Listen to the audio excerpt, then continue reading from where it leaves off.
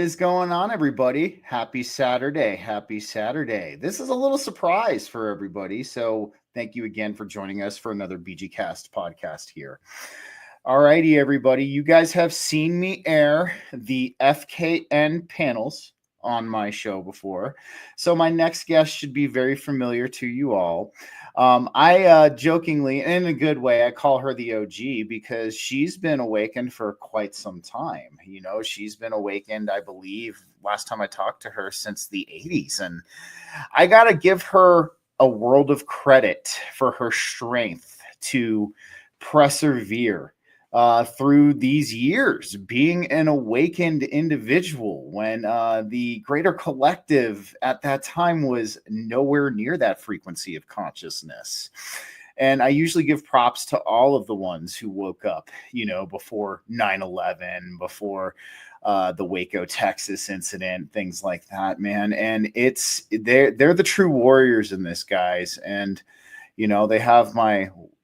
they have a world of respect for me for persevering throughout those years. And I think she also, just like I do, feels a sense of relief that, we're going through these collective shifts right now, and that the frequency of our collective consciousness is also increasing as well. So it's a beautiful thing. You guys know her as Karen Holton. She does the Quantum Guides podcast, and she does the Aliens and Angels podcast. So let's welcome Miss Karen to the stage tonight. How are you doing? I'm doing great, and thank you, Stephen, for having me on, and thank you for that lovely introduction. And about waking up, Stephen, I see it as there being three waves. The first wave was in the 1950s when I was born, and there was very few of us, and we were very heavily stigmatized, targeted, and not tolerated. And then there was a second wave, and I'm not sure when that happened, but I'm thinking in the early 80s, maybe. And then there was another way, and there quite a few more were waking up and realizing there was more to reality than what we were told. And then nowadays, it seems to be commonplace, common knowledge amongst people. So yeah, it was a very surreal experience for me, um, all through my life, actually. And it was also, I went through a lot of time where I actually thought I was crazy. I thought I was Mm. nuts. I really did, because that's what I was told. Or I went to a lot of churches to try to find out why I was experiencing what I was experiencing, which was basically paranormal events. And then I was told, oh my God, that's the devil, that's demons, stay away from that stuff. And I became really afraid of my paranormal gifts. And it wasn't until I got to the point where it's kind of like having a breakdown where you just go, wait a minute, I'm not crazy, and this isn't demons. And I gotta learn to accept that this is how I am. And if other people can't handle it, well, maybe I should not talk about it so much. But thank God we're in a time where we can talk about all this, and I don't have to worry about being carted off to a mental institute. At least I hope not. I feel you, Karen. I feel you because, I when I woke up in 2008, I felt like I was one of the very few, because even back then it was very taboo to talk about a lot of the topics and a lot of the experiences that we have here in this community. And yes, no, I mean, even back then, I remember speaking with people about how the healthcare industry was corrupt, and that how can you get real healthcare from an industry that profits from you being sick? And people were looking at me like I was a biblically accurate angel back then. And it was, even for my length of time, almost going on 17 years now. I've been, in the conscious collective and experiencing this great awakening / remembering that we're having. Uh, it was some persevering times for myself. It can be lonely, but sometimes, the thing that always kept me going through it is sometimes the straightest and the narrowest paths are the most rewarding in life. Not many people traverse them because they are difficult. They can be difficult. They can challenge our character. But it's, once you get to the other side of that path, or you get to where that path widens a little bit, it's almost like a sense of victory within ourselves, because we stuck to our guns and what we believe, and we stayed firm in our foundation, and now look at the world around us. It's just such a beautiful thing. Real quick, Karen, because this is the first time you've ever been on BGcast, let's get a little quick background on you and your awakening experience. I know you kind of just dove into it a little bit in the introduction, but let's kind of talk about what led you up to where you are today with these new books that you're publishing. Well, wow, I don't even know where to start. But basically, it started in childhood with having paranormal experiences.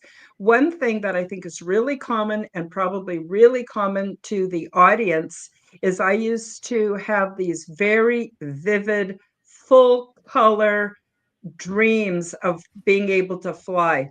And I'd be flying over the land. Now, I had never been on a plane. I had no idea what things look like from way up, way up. But when I had these so-called dreams, they were thrilling.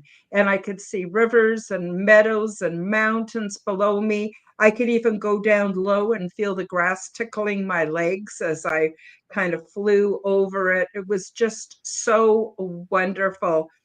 And I was the kind of child that when I went into school, well, even before school, it was almost like nothing made sense to me.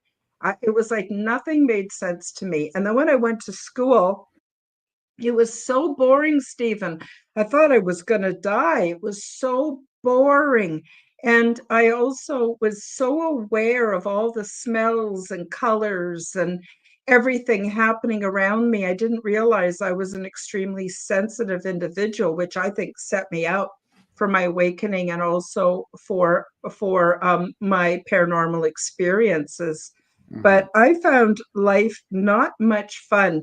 And I also had some childhood trauma, and I'm not going to get into it too much. I get into it a little bit in my book just to give people an idea that if they've gone through childhood trauma, which many, way too many have, that they're not alone. And it's almost like when a door closes, a window opens. So when Mm-hmm. we've been traumatized, I believe it puts us in a position where we learn to dissociate. In order to cope, we learn to dissociate. And I think it's while we're in states of dissociation that we're able to make contact with angels and ETs and interdimensionals. And I think that there is a huge symphony of empathetic beings that are there for us, but we're taught by the churches, oh no, you have to come to our religion and follow our rules. You Mm-hmm. go across the street, they got a different set of rules, and they're the only ones that worship God in the right way. They're the only ones who know the true God. You got to do it their way. No, I mean, I don't mean to disrespect people who have religion and it's working for them, Mm-hmm. but I'm just saying, it didn't work for me. It didn't make a lot of sense for me. Then you have your governments and basically everything we have that's in an authority position. You can see the flaws and you can see that they don't know what they're talking about, or we're surrounded by actors. And That's a good way to put it. it's disturbing. It's disturbing. So there's nothing real. And then when you talk what's real, you're treated like you've been rude. You've done something inexcusable. You shouldn't be invited out again. Those people won't like you. And so I just created my own reality that I spent a lot of time alone, and I loved it. And I made friends with bugs and birds and flowers and plants and trees and my natural world. And I think that's what helped me to cope. But it was very clear to me, and yet I couldn't talk to anyone about it. And I tried talking to my parents or my family, and they said, don't talk like that. People are going to think you're crazy. Like the big fear, like everyone had to fit in, right? and you didn't want people thinking you were crazy, or worse yet, evil. So, Hmm. just the real harsh way that we would be treated until nowadays, probably in some families, it's the same way, especially in families Sure. that are concerned with things like prestige and status and things like that, Hmm. Stephen? I would completely agree. I think you kind of summed it up really well. A lot of us have it seems to be a common story in our conscious collective. We all have, everyone I've talked to, at least in our conscious collective, we've had, including myself, we've had childhood trauma. We've had these experiences. We've grew. I mean, for I've grown up. Shoot, my mom would tell me stories of how when I was 3 and 4 years old, I'd want to watch TV shows about aliens and ghosts and things like that. And that kind of, in my eyes, lends credence everything that you just said, Karen, to the fact that a lot of us were born this way. A lot of Mhm. us were born this way, into this higher state of consciousness. And it was just the remembrance and the realization of that kind of really kicked our evolutions into where they are today. And I'm 100% agree with you about when we enter these altered states of consciousness, especially a state of dissociation, that we open ourselves. I feel like our frequency bandwidth increases when that happens Mhm. because we're not being blinded by the typical five senses. That kind of keep us trapped into this third density reality, this third density frequency. And what even is more interesting too, when a lot of people um, embark, whether through a natural state of disassociation or they use a chemical compound, they hear almost like this very interesting frequency. And kind of what I've kind of theorized what this could be is that this is your consciousness leaving that physical frequency, like almost taking a step back. So now it can perceive that frequency. So I love your story, Karen. And, of course, I've said this to you before, but thank you for your service, for everything. You've been holding it down. You've been holding it down for so long. And I'm glad I can share that relief with you when we're looking at, the world we're in today, this experience that we're having. And, at times we get frustrated, at times we, get emotional about it, but it's Mhm. beautiful. Like, we have those moments, and especially right now, we realize it's beautiful. So, with that being said, let's dive in. Let's talk about your book. Like, I'm very interested to hear these stories. I think a lot of us have had in our spiritual evolution, we've had experiences with extra dimensional entities and extraterrestrial entities too. So, yeah, let's dive right in. Why don't you start telling us a little bit about the preface of this book? Well, it is about my experiences with a group that I call extraterrestrials because they don't live here on Earth, but they're actually interdimensionals. And the important thing is the things I learned from them. So it's not like, oh, look at me, I'm so special. I had this experience and these are the beings I met. It's about this is what I learned, this is what I experienced while I was with them. And the juxtaposition to coming back to my daily life here on earth compared to what I saw and experienced while I was transdimensional, it was shocking and even disturbing. Stephen, I spent this the main part, chapters 3 to chapters 9, are all about my what I call my extraterrestrial experience. And it happened within a 3-month period of time. It happened every night when I would go to sleep. And I would have these amazing adventures. And then I'd wake up in the morning and I go, wow, that was a dream and a half. That was incredible. Wow. And then I would go to sleep and I would pick up where I left off. So I knew I wasn't dreaming. It didn't take long before I realized I wasn't dreaming, because when I dream, things don't really make sense. One dream to another is not connected. They're highly symbolic. Um, and and they have a very different feel to them. Like when I'm dreaming, I'm not my senses aren't engaged. I'm not aware of smells and textures and sounds so much, right? Well, this was a real lived physical experience. It was amazing. And what I learned while I was there is that these beings are at our next stage of development. So the reason I say they're Okay. kind of ETs and they're kind of not is I made contact with them aboard what I call the big ship, which is just the name I affectionately give to the city ship where I was imported to. It Okay. doesn't sit in any particular solar system or star cluster or galaxy. It actually sits in an interdimensional envelope. So if you just take a moment to imagine a Venn diagram, and a Venn diagram is things that are separate, but there's areas where they overlap.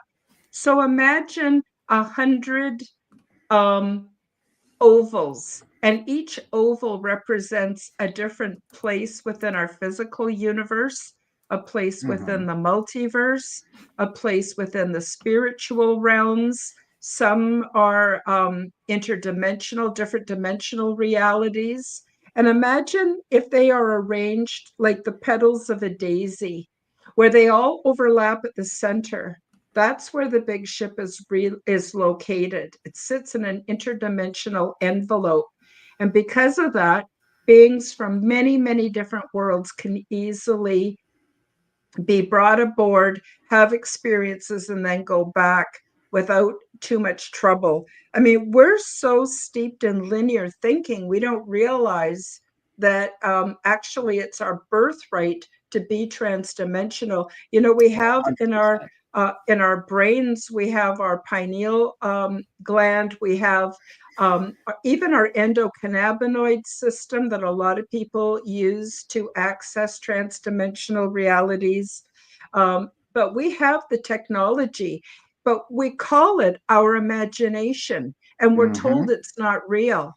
But it's actually a powerful technology that we can use as a portal. We can travel through time, we can travel through time and space. We are capable of the most amazing things. And those who are psychonauts, who, you know, use psychedelics and stuff, they well know that we have that technology to go places and to do things. But we're taught that, oh, that's your imagination. Oh, you have an overactive imagination. So another thing is I found out there's millions of people on Earth that are having transdimensional contact. This isn't just Okay. me, but we tend to discount it. Oh, that can't be real, or I must have been dreaming, or that's just my imagination. And we're not given the concepts or the language to discuss these experiences. So how do you talk about things that we're not given language or concepts to describe them? You know what I mean? It's a huge Mm-hmm. barrier.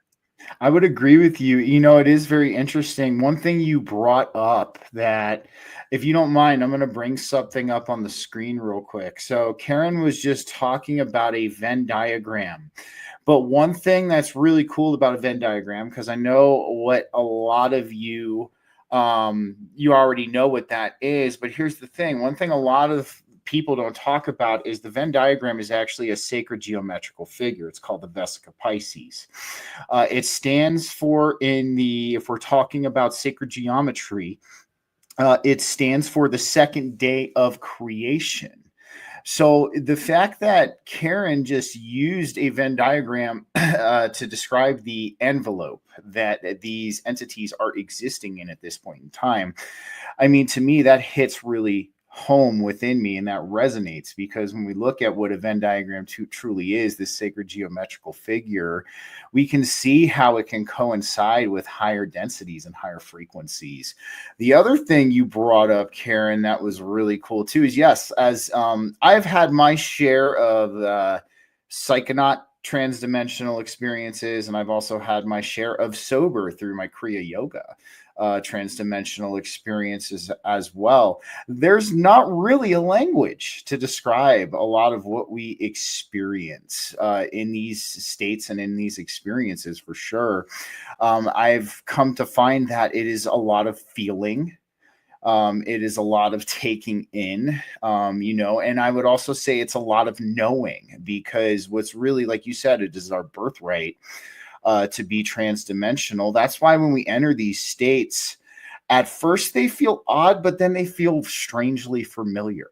And a lot of people have experienced this, not just with sober transdimensional states, but through DMT. DMT really has a specific, strange feeling of familiarity to it when you experience it. And it's like when you go there, you're like, I've been here before. Like this is just, it feels like I've been here before. I can't explain it.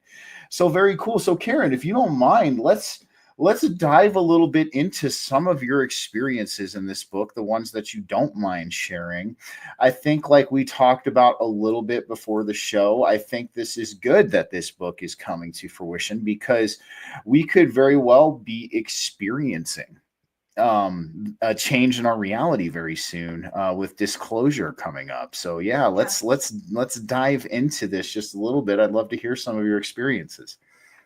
Okay, that sure, happy to. I just want to say one other thing. I believe that we're living in a construct within a construct.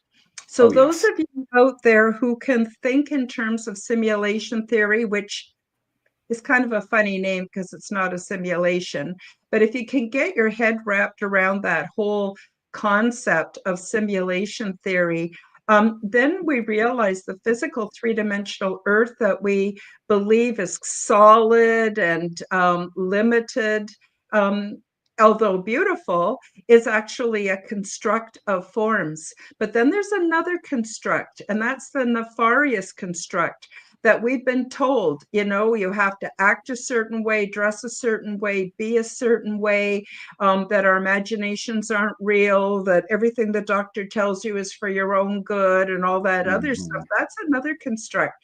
And so in the book, I bring out ways that this false matrix or construct holds us back and keeps us from transdimensional experiences. But when I actually had contact with these beings, the juxtaposition, Stephen, was incredible. These beings have never been programmed.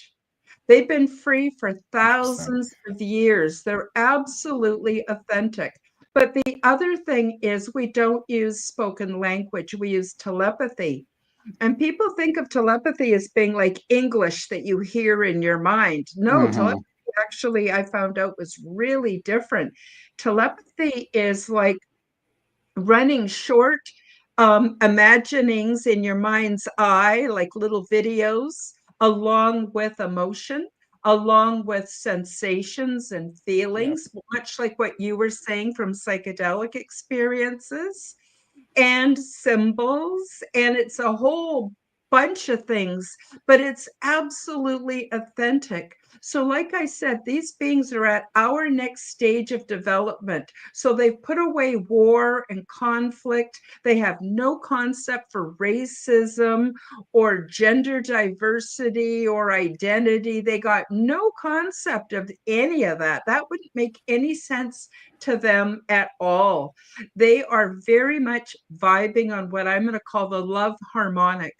And the reason they function on, okay, that's the other thing. They don't have religion and they don't have religious beliefs. They know that we are all a part of the all. We all have a spark of the divine. We all share attributes that when we exercise them, it creates a peaceful, loving environment.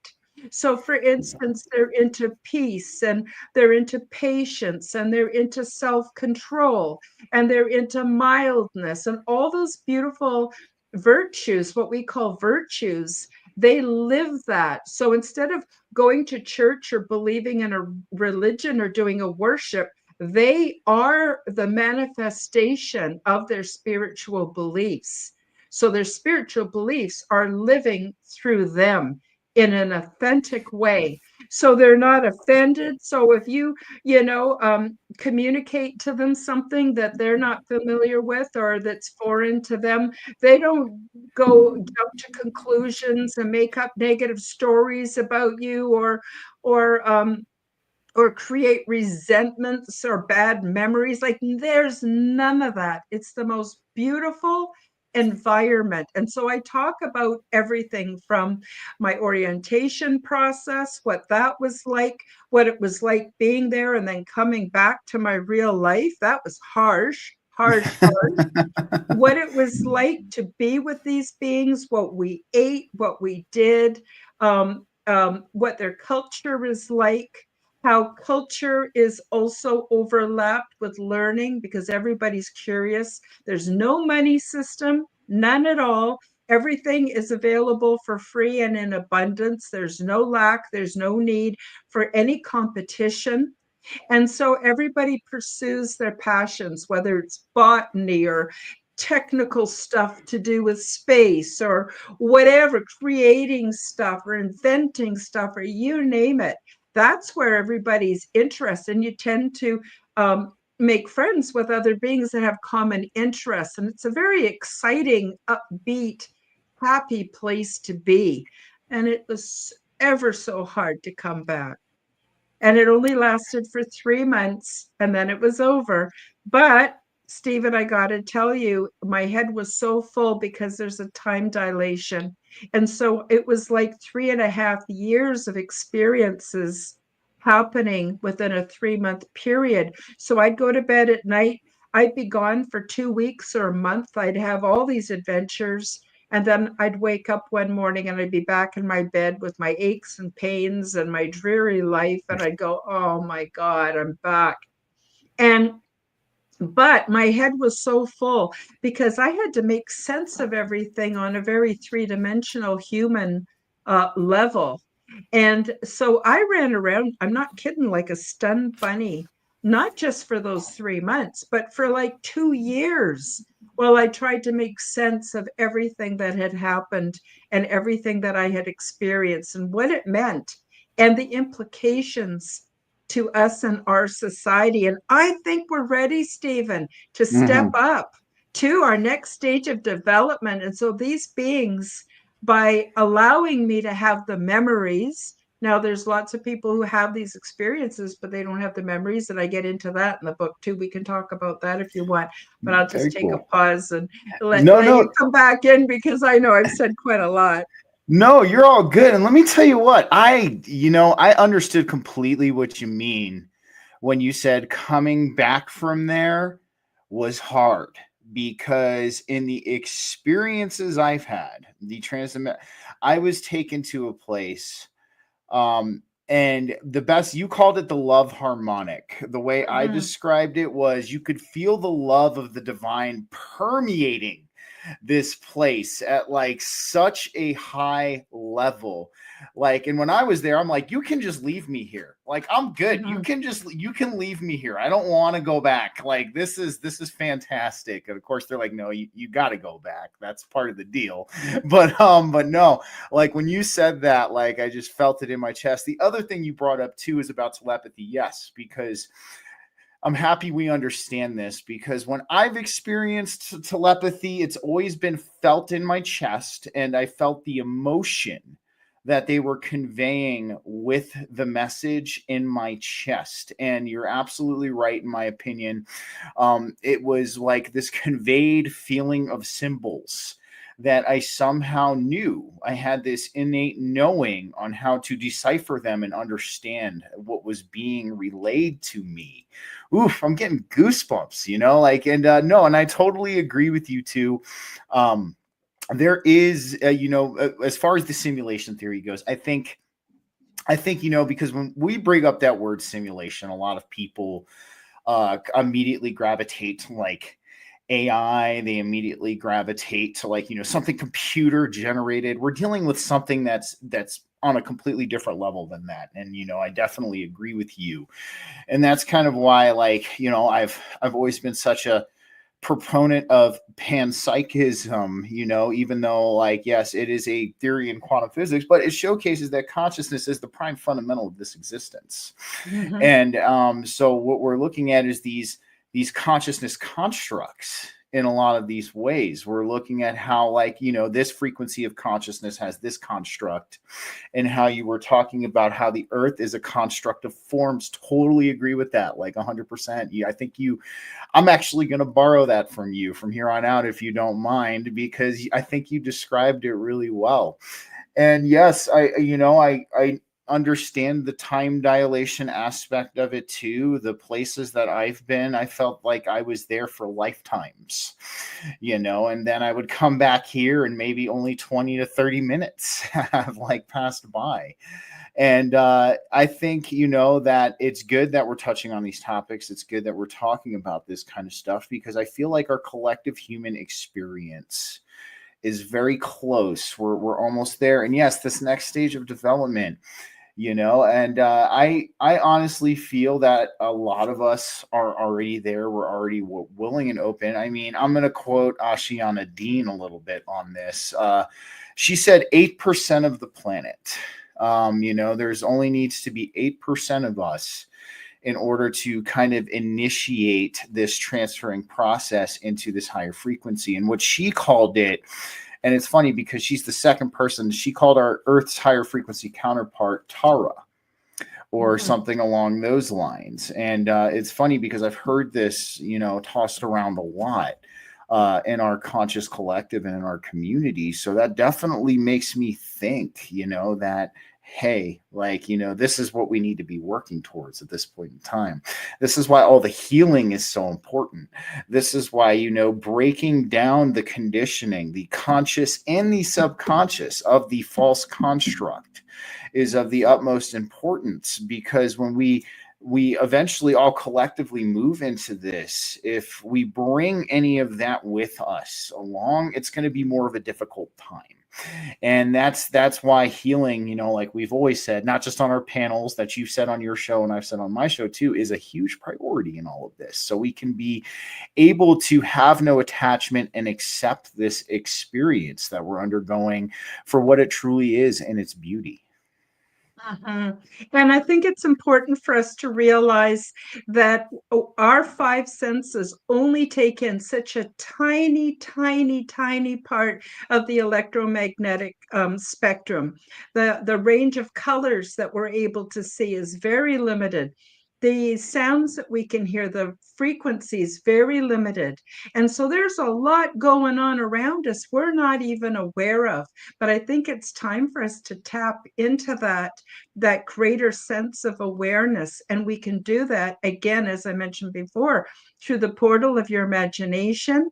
And actually in chapter 9, I actually get into ways that people can have transdimensional experiences, how they can practice different practices. I know you do yoga and stuff, and it really helps. I also recommend Dr. Stephen Greer's CE5 movement, but I also believe that we need to develop new ways of listening, Stephen. So, when you're just looking at the screen ahead, you're not really aware of your peripheral vision. But if you consciously start to look through the sides of your eyes, you can see your peripheral vision. And that's something we don't do a lot of because we're very screen dependent. Well, the same thing is true with consciousness. We can start being aware of the peripheral of our consciousness and messages and communications and beings and things that we kind of are only peripherally aware of, and then we tend to shrug it off by going, oh, that's just my imagination, or that's not real, or whatever. We start rationalizing that it can't be a real thing, but it actually is a real thing. And I have found there's nothing to be afraid of. So I have had zero scary experiences from extraterrestrials, interdimensionals. Stephen, I have suffered more at the hands of humans than anything else. In my life and in my childhood, the monsters were humans.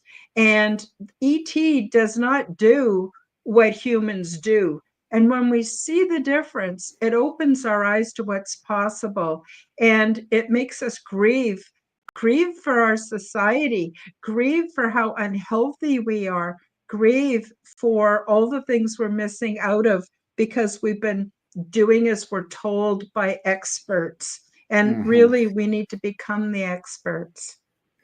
I would completely agree with you. And and this is why I love having you on, because I have always said that we are the new creators. We are the new doctors. We are the new scientists. We are the new researchers. We are the new journalists. We are the new mechanics of the new earth. And you, in my eyes, just really described sovereignty, having that sovereign essence to you, practicing that sovereignty, formulating your own opinions, your own beliefs on this reality through your experience and your inner knowing and understanding. And I think that's of the utmost importance on our spiritual evolution as well, is we have to, and a lot of people take this the wrong way when I say it, but I'm going to say it here, and I'm going to give a little bit of an emphasis, is we have to learn to loosen our grip on the rational. And the reason why I say that is because the way rational is used at this point in time, the word rational is used to negate these experiences. The meaning of rational is used to kind of keep you solidified in the false construct. So number one, I think we need to redefine what rational is, number one, because obviously, that's the hemispheres of our brain. We have the creative aspect of us and the rational aspect of us. But we need to understand is the rational aspect is not around to completely dismiss the creative and the irrational aspect. It's there to decipher that. And I think that is the biggest mistake we see with a lot of people, is that, I have to stay rational. Like I have to this, and, especially when you were talking about, but really what your rational mind should be doing is digesting and, trying to formulate and give you kind of a scope, foundation, and basis of these experiences, because we know this world isn't completely rational. I mean, like we know this, and for based on your experiences, my experiences, anybody who's had these kind of experiences, the rational is has gone out the window in that aspect. But we even see a lot of people in this community, Karen, who are really gripping hard to what I would call the false meaning of being rational, in order to kind of save face. And to me, in a lot of ways, that dampens the authenticity of what we're experiencing as well. So like, I'm with you, even with the peripheral vision thing you were saying. Like, I can't tell you how many times I've seen things in my peripheral. And of course, in the beginning, I was like, whoa, did I just see that? And now it's like, many years down the line, I'm like, okay, what was trying to be shown to me at this point? What was trying to be relayed to me? Because, even with things like panpsychism coming to the surface, like, almost like we have this theory now in quantum physics that's like do or die, trying to prove these esoteric concepts to be real. And like it's happening, like we're starting to see it. So if we understand that consciousness is the prime fundamental of our reality, and I'm going to even lend credence to what you just said, it is the greatest form of technology that we could ever have, our consciousness and our imagination.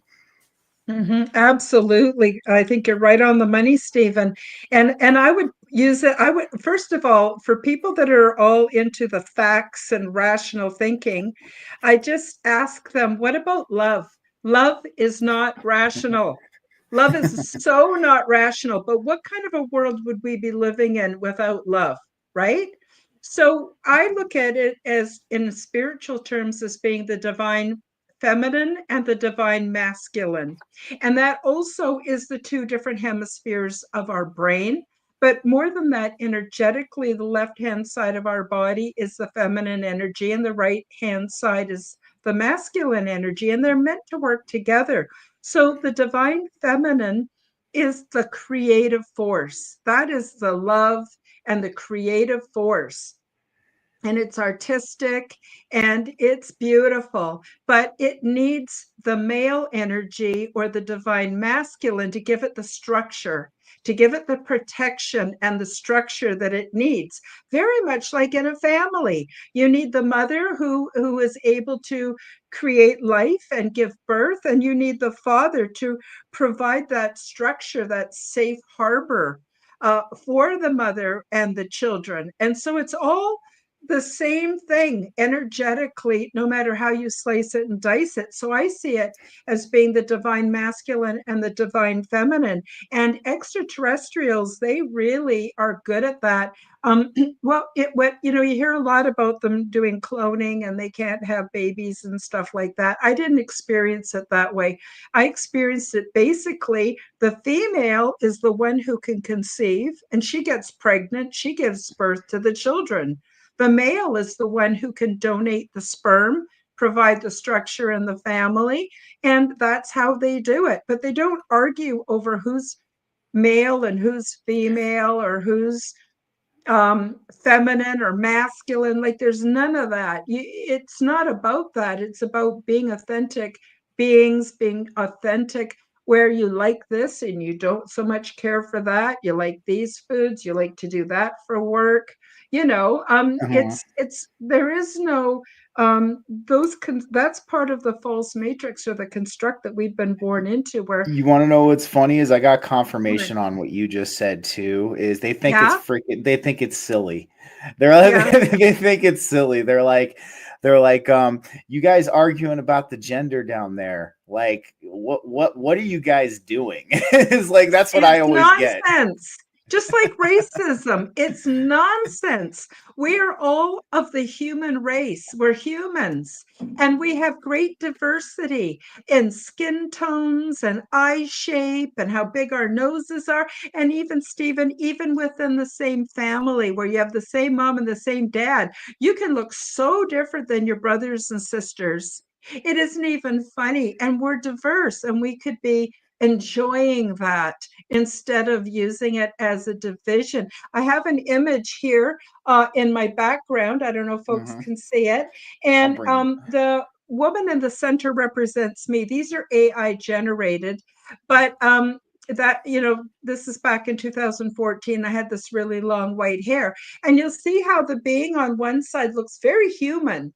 I mean, if you saw her walking down the street, you might do a double take because she's gorgeous, but you wouldn't think anything of it. And then the one on the other side looks a little bit different than us, but they're both humanoids, just like me, but we're from different races. So we're all the same species. We're just different root races or family lines, and we're Hmm. all distantly related to each other. So even when you get into the ET realms, there's no need for us to go, you look different than me, you're not as good as me, or you know what I mean? And they Hmm. also don't work out. They don't have a concept for, oh my God, I have to make my bum smaller or whatever, or larger. They don't have any of that.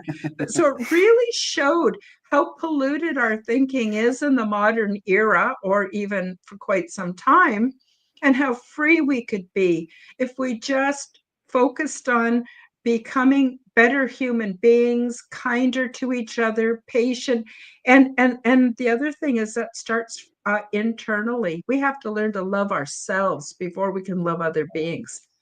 Absolutely, absolutely. And and too, like, because of throughout my experiences, the things that the ones that I interacted with, they harp on is like, and this is why I am the way I am about us setting aside, even if it's just temporarily, our petty, minute differences that we have in this community to center around a common front, a greater front, and that is to bring new earth into fruition and to overcome the current paradigm Mm-hmm. that our collective is currently going through. They look at me and they go, "You guys argue over about your awakenings. Like, to us, that is the stupidest thing. Like, all of them are precious. Any way Mm-hmm. that you got there is a good way." And they were like, "This person might have woken up due to conspiracies. This person might have woken up due to a psychedelic experience. And this person might have woken up because they saw a leaf hit the ground and that just triggered the divine spark within them.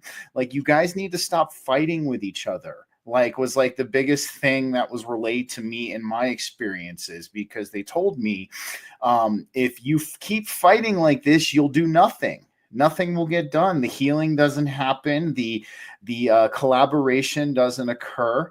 And so with me hearing that in my experiences, that was why when I got back, I was like, whew, we need to try to fix this, like, in some Mm-hmm. kind of way, in some kind of form. And absolutely, it all starts from within. 100%. Like, we have to understand within ourselves, we have to heal that trauma that separates us. Because let me even go back to what you were kind of saying in the beginning of the show, of the childhood trauma. I feel that childhood trauma is what solidifies a sense of separation from others. And like, well, yes, like, in the sense, like, it separates you from others because you might have had this particular experience, but these other people have not. But sometimes I even call it the original wound. And like, Mm-hmm. sometimes I feel that trauma can happen to starseeds like us, because it's a way of almost trying to keep us trapped here in this false construct. Because when we look at how trauma evolves in our life, trauma evolves into addiction, it evolves into bad behaviors, it evolves into mental health conditions as well. I mean, it evolves into a lot of these different aspects of our life that even kind of push us farther from our true divine nature. So that is, it's amazing, when we look at the whole scope of things, that we really are truly one group of people. We are one group of human, we are one race, we are human. And despite our petty minute differences, whether it be in ideology, whether it be in philosophy, and whether it be we just live our lives a little bit differently, these have no ground or hold no weight when it comes to what is really tried and true of the nature of this experience that we're having.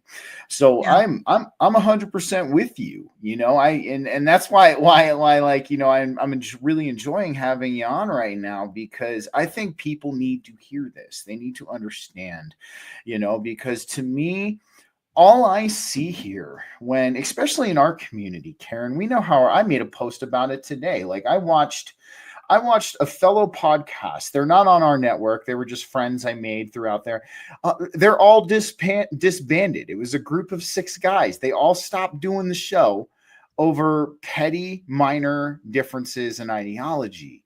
And I'm looking at this and I'm like, whoa, dude, like, this is not the way we should be doing Mm-hmm. things. Like, this is not how this is going to get done. And I think that's why, like, people like you and I, we push the healing the way we do. And, we Mm-hmm. try to live. People like you and I, we live and we breathe it. We sleep it, we eat it. Like, and Yeah. that's what it is. And that's how a lot of, these higher dimensional entities are.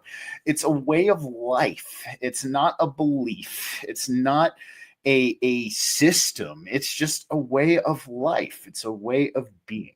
And and when you allow yourself to step into that way of being with no attachment or expectation of how it should be, you then start to remember and realize how beautiful this all truly is, and how we are doing this in a very messed up way. Yeah, absolutely. And another thing I want to speak to is the UFO and the ET community. It really takes a lot of work for me to be patient. I was watching one podcaster. She's very, very well known, and she has had a lot of experience with the Greys. And she had a guest on her podcast, and he started having a different, expressing different opinions and different experiences that he had had. and she just pulled the plug on him, booted him off the show, and went on a half-hour rant on she's not going to have other people's bullshit on her show because she knows she's had these experiences with the Greys. This is the way it is. Now, she's one of the ET contactees who not only believes in hybrid children, but she believes she has actually participated in creating hybrid children. I know another very well-known ET contactee also with the Greys. And she says, everybody who says there's hybrid children, that's bullshit. I've had contact all my life. They don't have hybrid children. That's all bullshit. And I'm going, you guys, first of all, there are probably billions of different kinds of ET races. So maybe you guys had contact with two different races. The only thing that they have in common is we refer to them as Greys. You know what I mean? But to be arguing and saying, I'm right, everyone else is wrong, to the point of anger. And to me, they're completely missing the boat. Well, I know that some contactees and some people in the UFO community are going to hate my book, and I'm okay with that. Because it turns a lot of the mainstream ideas about UFOs and ETs on its head. And I think that's a really good thing. I needed to first of all, to be brave enough to put it out there how it went down for me. But I think all of our experiences are like pieces of the puzzle. And then it's up to you, the community, to put those pieces together, see what resonates with you, what fits with you, what's most likely with you. And I'm going to tell you, Stephen, there's been a lot of people who, well, not a lot, a few who do the crash retrievals, and they're coming out and talking about what happens to them. Mm-hmm. And they're saying that when they go and retrieve one of these UFOs, that the beings either on board or that are controlling them are interact with them on a telepathic level. And they're starting to understand that this whole ET thing is a transdimensional thing. It's not what we used to think, nuts and bolts and show me a piece of the spaceship or I'm not going to believe you. No, it's very we're starting to find out it is very transdimensional. So I think it was perfect timing for my book to come out, because it really, some people, like I said, are going to hate it and some are going to love it, and that's fine. But it still is valid and has its place in the narrative, if that makes sense. Oh, 100%. And, even what you just said. So the other thing you said, we'll talk about what you spoke on first. A lot of people in the UFO community, getting, like you're saying, getting downright. I think I know who you're talking about. I'm not going to name names, but I believe I'm also friends with them on Facebook and saw that. But here's the thing, you've been doing this for many years. I've been doing this for almost 17. And I'm going to tell you what, I still don't have it all figured out. I have my knowing, inside my truth that I've experienced. And, but I'm not going to tell somebody that their truth and their experience is wrong. Because that's the beauty of it. We all are our own subjective divine sparks. We're our own little, subjective focal points of this divine universal consciousness, the all. We're in essence our own little universes walking around. And so that way, we're all going to have a different, we're for instance, like you and I could have a very similar experience, but we could perceive it two different ways, and that's how it's supposed to be. That's the beauty of this experience. And and it's a crying shame to me, when we look at a lot of people, because what they're doing when they do this, and I call it how it is now, Karen. You know me, I'm very polite, I'm very wholesome, I'm very positively optimistic. I've decided to bring a little bit more of my fire out, which I have a lot of, and I'm calling it out for what it is. I think it's complete bullshit. And I think people who do that, what they're doing is they're propping up the false construct and they're propping up the parasite class. Because when we act like that with each other, especially in the conscious collective that we're in, the parasite class get their kicks off. They're like, look at them. They're fighting. They're so ridiculous. They're fighting amongst themselves. They can't even do something right. And that's why even when I brought up about the shape of the earth, I'm in a completely different camp. I'm pretty sure you and I are, like you just said, about the earth being a world of forms. We're very much on the same wavelength with that. But we still have people arguing over flat earth and round earth. And it's like, at this freaking point in 2025, man, if you're still, buying into this and you're dividing yourself against your brothers and sisters in this community, you're giving the parasite class exactly what they want. And don't get me wrong, we're going to have disagreements. We're going to have different opinions on things. But it's when those disagreements take precedence over the common greater thing that's at hand. That's not what should be happening. Like, I had a conversation with a guy the other day. Like, he was going off about that. And I'm like, well, dude, like, you're kind of giving the parasite class what they want by ostracizing people in your community because they might think the earth is flat and you think it's round. I mean, when you really think about it, like, take a second. Does that even fucking matter? In the grand scheme of things? Absolutely not. Are you a spiritual person? Do you like sovereignty? Do you like bodily autonomy? Do you think our government's corrupt? Do you want the government out of your life? Like, if all of those things are on your repertoire, you're in my community. We can discuss after we're done with this if we think the earth is flat, round, square, the shape of an eggplant, the shape of a banana, whatever anybody thinks it is nowadays. So number one, I'm with you. You're 100% right. And also, too, the transdimensional thing and how this is a very interdimensional aspect, I 100% agree with you, because the experiences I've had, too, showcase that we're dealing with these beings that they can be physical if they choose to be, like, you know what I mean? Or if they need to be, but they're very much ethereal in nature, a lot of these entities. And that's why I've kind of I think when we, at least in my opinion, if we're talking about something that is entirely physical, it could potentially be a fallen one. I'm not sure, because we look at the, physical realm and our fall we had as humanity to get here. But, I kind of, this is the analogy I use, like when I kind of discuss these experiences, I'm like, they can be physical if they choose, but that's the equivalent of trading in your Corvette for a 1983 beat up Toyota Camry.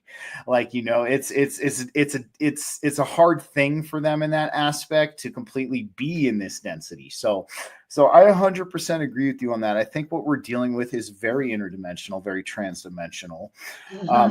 I think what we see as these vast distances in space, I think everything's a lot closer than we realize. And those vast distances are part of this false construct that we're experiencing as well. So very good, Karen. I definitely agree. Yeah. And I also wanted to say that, we're having these experiences. We don't have concepts for it. We don't have language for it. We're filtering it through our own lived experience, and it's coming out in different ways. And so I think that two things. One thing is, if we want to have our experience validated and respected, we need to respect and validate other people's experiences. They're doing the best they can to filter a very strange reality and put it into common language that everybody can understand.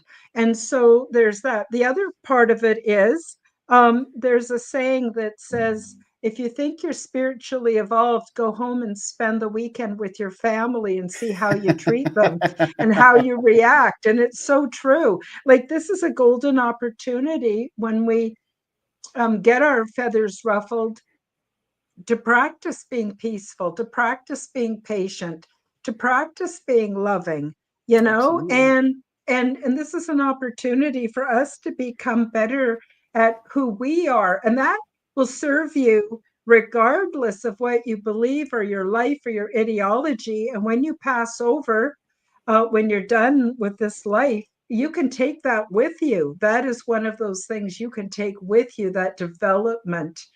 So there's that. The other thing I wanted to say is when I was aboard the big ship, they did move the big ship from one, I don't know, space, interdimensional space to another.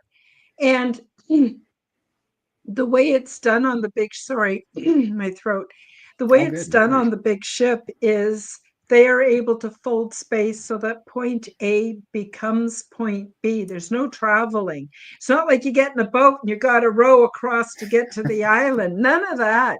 It's a change in frequency, and it's through frequency that location is changed, if that makes sense. So our Absolutely. whole everything we've been taught is not accurate, not true. Newtonian physics, and we think, oh well, how could you spend 10,000 years on a spaceship just to get to the nearest inhabitable planet? Well, it's not done that way. Linear travel is a ridiculous old-fashioned concept, and there's just so much more. But I get into a lot in my book. I get into what powers the ship, how the ship operates, what it's like. And it's not like a Star Trek experience. There was no technology, there was no screens. The ship is actually a living, conscious entity. It Absolutely. interfaces telepathically with the crew. Very interesting. Everything So cool. becomes abundantly available through what I call biological self-assembly biological self-assembling nanotechnology. So it Very interesting. becomes when you need it, and it dissolves and disappears when you don't. Looks like magic, but it's actually scientific. There's so much more. And I also have pictures, but the pictures, I want to be really clear with everybody. The images are AI generated. I am not much of an artist, and I wanted to have some images, and so there Very are cool. images in this book, but they are AI generated just to help you out. And then my latest book that I just came out with, these are proof copies. So when you buy it, it won't have that band across the front. And this one Okay. here is a picture book. So in the beginning, in the first two chapters, I talk about my experiences, and then I get different people like Preston Dennett and the Kinsella twins, and different people that have had Nancy Thames and Dolly Saffron, different people that have had contact with the Greys. They've all contributed. This is an image and some writing that Preston Dennett contributed into the book. And then it's over 250 images, and they're all of what we would call the Greys. And the reason I put this book together was so that people could get used to seeing images of humanoids that look different than us, because I think we're getting very close to having some actual contact. Mainstream society is going to have contact with extraterrestrials. And I thought that if I produced a book with many images, basically, there are thousands of different races of grays. What they all have in common is their pigment does not reflect light, that color that we're able to pick up with our eyes, because we see Interesting. such a narrow band. And so they look like they're gray. That's the only thing that they really have in common. But there's so much diversity amongst them. So I thought this would be really great to produce a picture book working with AI, so that people can get used to what beings that are humanoid but look different than us, what they might look like. so that when the grays start to manifest themselves or show up, people are not going to freak out. They can go, oh, yeah, those are the grays. I know what they look like. I bought Karen's book. So I that they love can that. stay grounded and they can stay grounded and rational and keep their critical thinking skills. So they're not just running willy nilly. The I aliens are here. You know. know what I mean? And this is a I'm with you. reality that we need to face. And so that's why I produced the second book just recently. You want to know what I think? And I'm going to give you this compliment, and I mean it. I think Dolores Cannon would be very proud of you right now.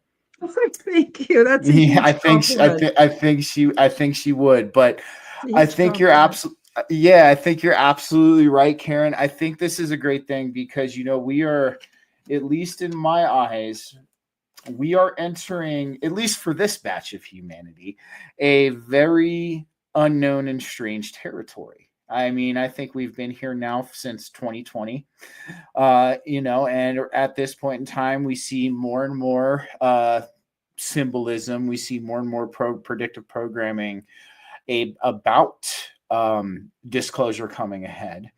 And I feel personally that disclosure is going to catalyze the greater human collective into the fourth density consciousness. Yeah. And with that, we will be stepping into somewhat of a new world. We Yeah. will be stepping into this almost new paradigm for humanity, or a revisited paradigm, because we know in the past we had these connections and this capability in the times of antiquity for humanity. So we will be resurfacing and we will be reapproaching this. And I think what you've done is given people a foundation, a little bit of a framework to kind of go off of with this new world that we're about to step into. And I think it's needed right now. I think, this is for the ones who aren't exactly there yet. This is going to blow the lid off of what they think is reality and what reality should have been. And of Mhm. course, people like us, we're going to be the stewards to where it's going to be like we're holding some kicking and screaming 5-year-olds, like rocking them back and forth. It's all right. It's It's not going to be. okay. Yeah, Yeah. it's all right. And that's what it's going to be like. But nonetheless, I am very much looking forward to enjoying your book. I am very much looking forward to telling people about your book. In fact, I am going to go Thank ahead you. and add it in the description of my videos to help you out from here on. Thank But you. yeah, anytime. So we're hitting the hour mark. We're gonna go ahead and Okay. sign off. But I want Karen. I'm gonna have your link tree at the bottom of both the Rumble and the YouTube descriptions of these videos. Thank you. But if there's anywhere else people can find you to check you out, maybe add you on Facebook, or see anything else you're working on, why don't you let them know now? Okay, so you can find me on most video platforms at Karen Holton TV. So that would be like Rumble and X and YouTube and Odyssey and everywhere. I'm also part of the Forbidden Knowledge News Network, along with Stephen, BGcast. And you can find me on that website as well, forbiddenknowledge.news. The other thing I want to say is if you have trouble finding my book, I'll tell you how you can find it. Both books are available in paperback and Kindle, and they are available through Amazon. But for some reason, when people go on Amazon and they type in the name of the book, it comes back with no results.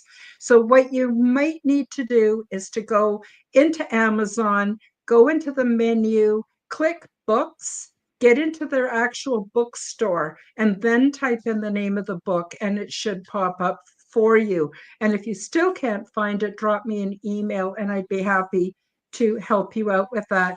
I have two podcasts. I have the Aliens and Angels podcast every Sunday at um, 2 p.m. Eastern or 11 a.m. Pacific. And I have the Quantum Guide show every Wednesday at noon Pacific or 3 p.m. Eastern time, and they're both live.